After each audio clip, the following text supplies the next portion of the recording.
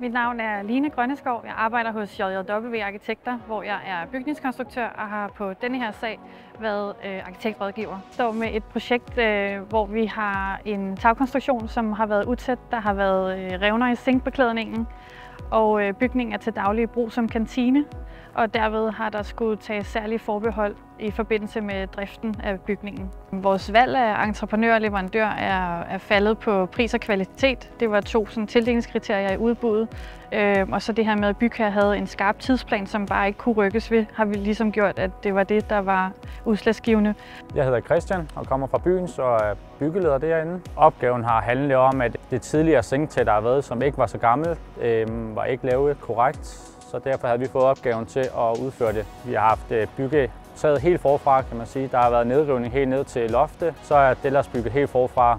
Det er et specielt projekt, fordi at, det er en buet hal, det er en lang hal. Det er en hal, en kantine, der står og arbejder meget. Så der har været nogle store udfordringer, også i forhold til at have en stor overdækning på et sted, hvor man ikke rigtig har nogen væg til at fastgøre den i. Det har været vigtigt for os at stille krav under projekteringen til, hvordan de udførende skulle udføre detaljeringen og kvaliteten i projektet, så vi var sikre på, at vi endte op med et godt produkt. Så derfor gik vi blandt andet ind og stillede krav om, at man skulle være certificeret igennem Rejnsings certificeringsordning, så vi vidste, at den entreprenør med håndværkerne kunne levere et godt stykke arbejde. Som for eksempel har vi brugt Rejnsings rådgivning til at få beregnet en minimumshøjde på ventilationsspalten i tagkonstruktionen.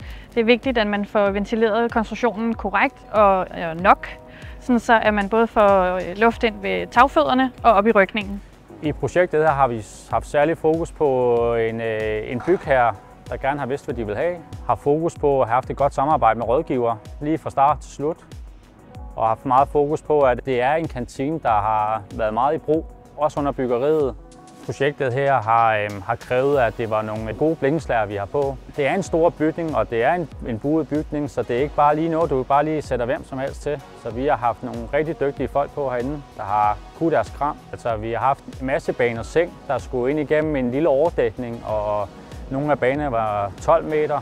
Og få en 12 meter lige bane seng til at ligge på en buet her, det synes jeg også er meget professionelt at lave.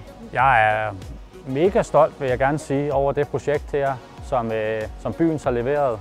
Vi står tilbage med et rigtig godt projekt, som er udført med præcision og kvalitet i øje med.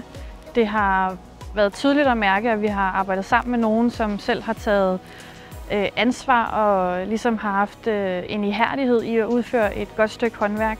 Så det har gjort, at vi nu står tilbage med et rigtig flot projekt, og bygherre er yderst tilfredse, og det er vi også selv som rådgiver, når vi har en kompetent samarbejdspartner, som vi kan spare med undervejs.